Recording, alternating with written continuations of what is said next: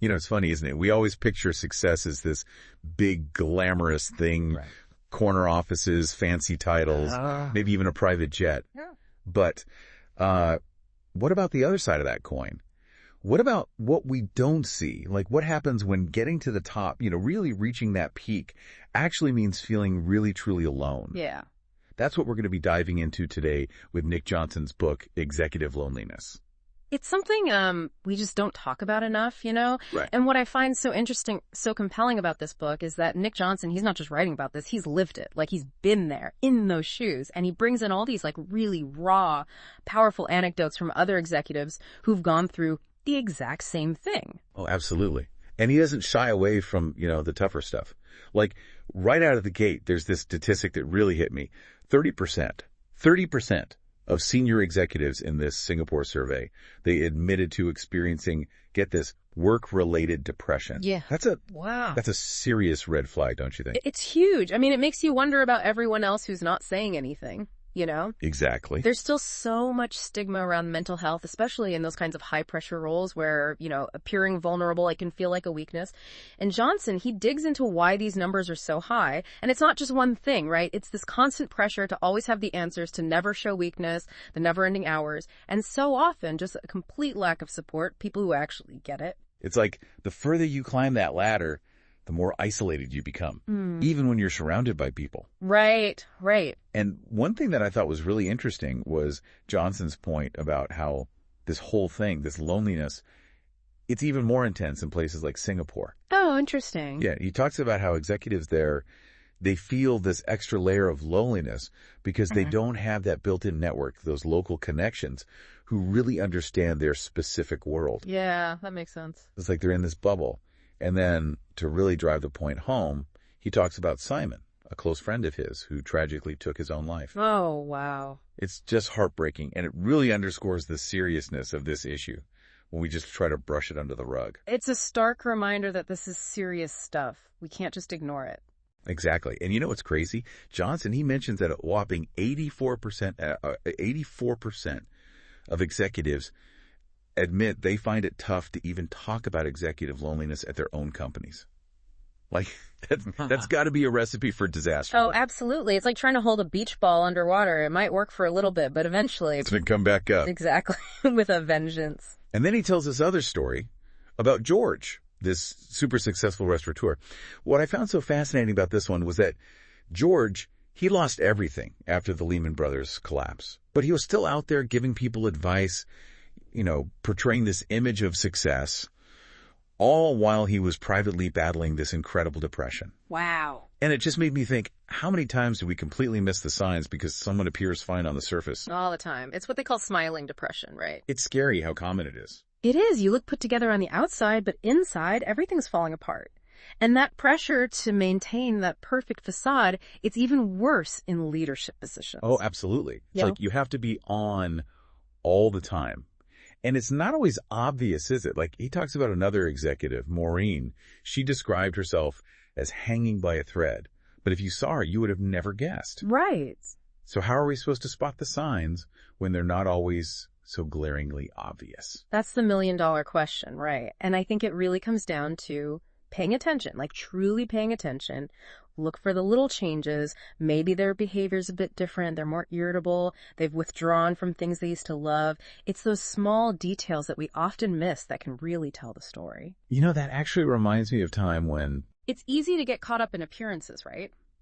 Especially in those high-stakes positions. We're almost programmed to think that leaders should be invincible, always projecting strength.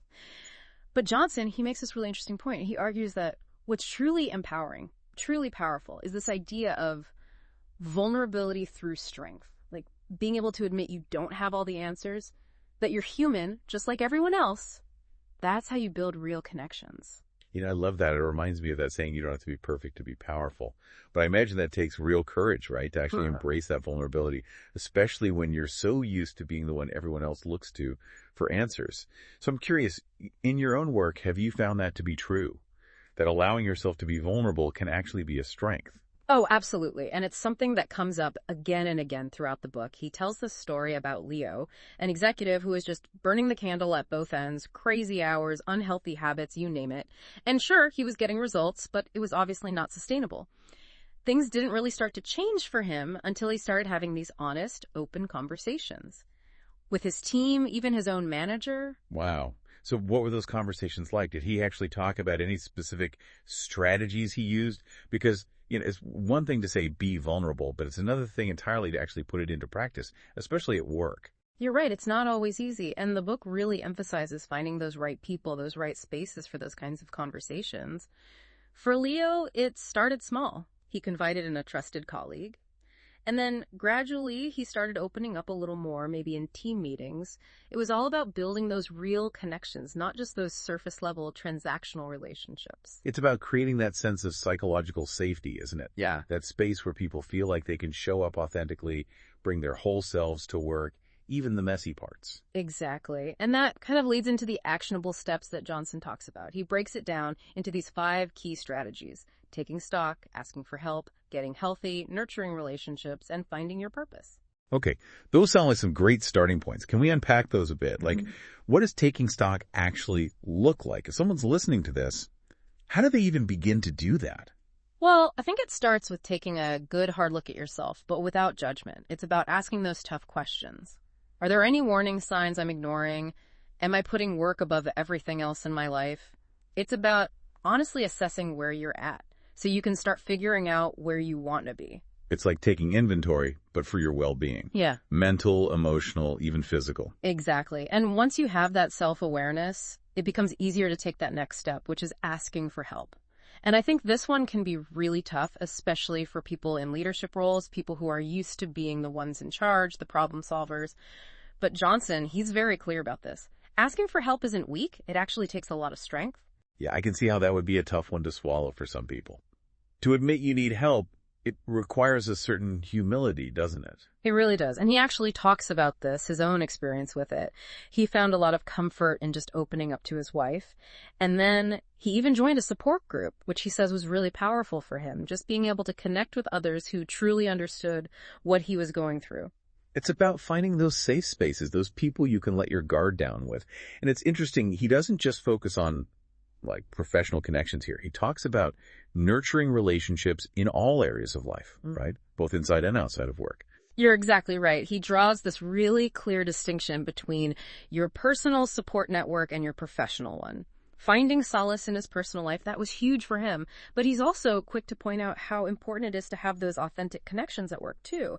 And I think that's something that resonates even if you're not an executive, right?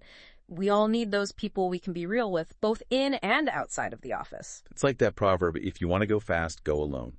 If you want to go far, go together. Oh, I love that. And it speaks to the power of community, which is something Jonsson comes back to over and over again. He also stresses the importance of getting healthy.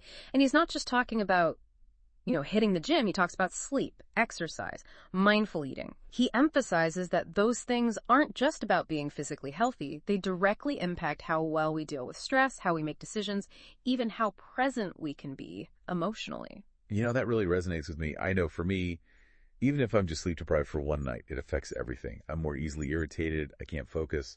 It's like I'm running on fumes. I can only imagine. With the kind of pressure these executives are under, those healthy habits are even more vital. Oh, absolutely. They're not luxuries. They're essential. And that kind of brings us to the last strategy, finding your purpose. And this one really hit home for me. Jonsson talks about how crucial it is to find something outside of work that gives you a sense of meaning, a sense of fulfillment, something you're passionate about. For him, it was training for an Ironman. And, practicing gratitude, which actually it reminds me, whenever I get a chance to be outside, even if it's just a quick walk, I don't know, it's like my whole perspective shifts. Right. It's those things, those things that ground us, that remind us that life, it's bigger than just our jobs, right?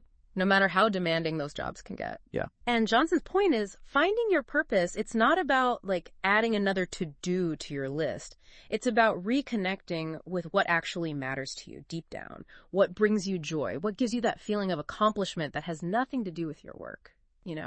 And that looks different for everyone, right? For some people, it might be volunteering. For others, it's creative stuff or just spending time with family and friends. Exactly. The key is finding those things that I don't know, the things that light you up, that fill your cup, as they say. I love that. That's a great way to put it.